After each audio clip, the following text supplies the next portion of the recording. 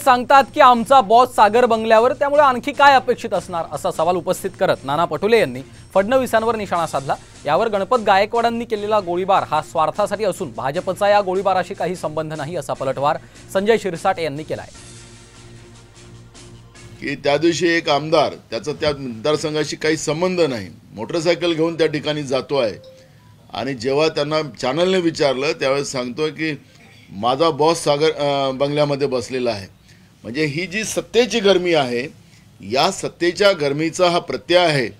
आता हे भाजप लोकांना सांगतं की आम्ही फार स्वच्छ प्रशासन चालवतो, रामराज्य चालवतो असं सांगणारे हे भाजप आता या गणपत गायकवाडाच्या प्रकरणामध्ये काय करते त्याच्याकडे आमचं आता लक्ष लागलेलं आहे।